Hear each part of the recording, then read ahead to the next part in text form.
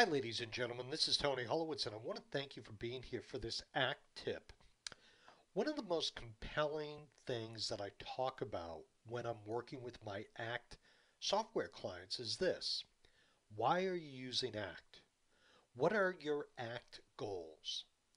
Now, most of us have goals of some nature, but in ACT, I really try to get people to think about very specific goals as they relate to what they do in their business.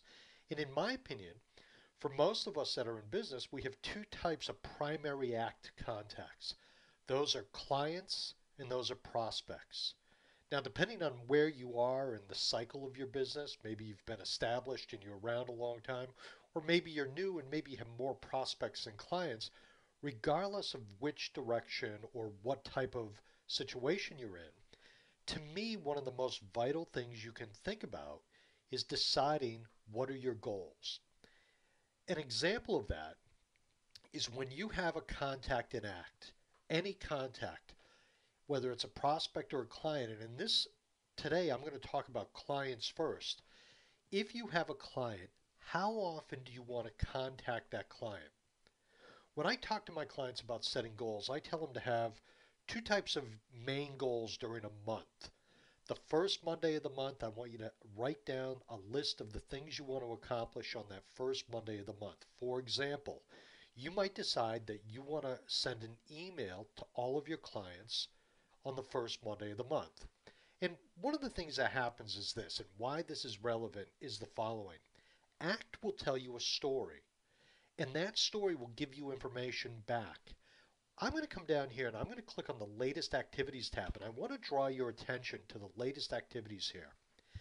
When you have a contact and when you decide to do certain things for that contact, whether it be send that contact an email, like right there, whether you attempt to call that contact, whether you have a meeting with that contact, or maybe even send a letter, these are things that ACT can keep track of.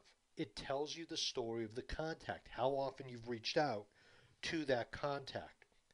So I always tell people, think from this point of view. Think of the first Monday of the month, what you want to accomplish for your clients. Do you want to talk to them at least once a month? If so, that first Monday of the month might be a good time to do it. Do you want to email them at least once a month? Well, that first Monday will keep track of it. But the beauty about ACT is when you do things, it will record when they were done. Let me show you what I mean by that. If I come up and using my contact as an example of this, if I come up and click on history and then choose call, let's say that I called this contact. Now again, it's me that I'm using as the example, but if I were to call this person, what I can do is I can come here, and I know when you call, there's one of two things that happen. You either left a message or you spoke to the person. It'd be very unusual when you don't get one of these two things to happen. You either spoke to them or you left a message. So regardless of which one it was, let's say you spoke to the person, you can put some notes in here, and you could even do a follow-up activity right down here. But when I click OK, what I want you to observe is that it took today's date, March 16th, 2015, and put it into this field. Now this field is telling you a story. It's telling you the last time you reached this contact, as will the email.